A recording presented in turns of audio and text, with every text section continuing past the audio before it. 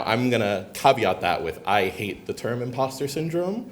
I think, especially as Black attorneys, a lot of the reasons we feel like we don't belong is because we're in rooms and societies that tell us we don't belong and that we're not good enough. And I'm not gonna put that on myself, that the world doesn't appreciate the things that I have to offer. And I wanna remind you all that just because people don't appreciate you does not mean that you don't belong. Sometimes it means that they don't belong. I went to Rutgers, I was an honors student, I went to Georgetown Law, I graduated, then I went to a big law firm, I was at Latham & Watkins, and now I'm at the Federal Reserve Bank of New York. Nobody could say to me that I couldn't cut it in college, but in that moment, that was an authority figure that was telling me that I wasn't good enough.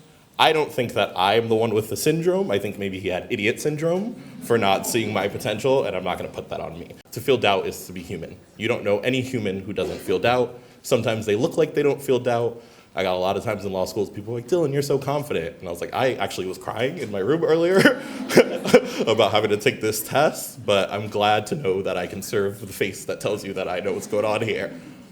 When you're feeling doubt, think about the moments where you feel doubt, right? You don't feel doubt when you go brush your teeth in the morning. You don't feel doubt when you go hang out with your friends. You feel doubt in moments when a challenge is presented to you.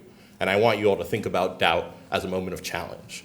When you have a challenge, you don't just deal with it. You take inventory of what's going on and you set strategy. You ask questions. Am I where I need to be? Do I have the resources that I need? Do I have the information that I need? Am I taking care of myself? That is a huge one. If you remember one thing from this conference, remember to take care of yourself, remembering your why. You've heard it from so many people. It's so important.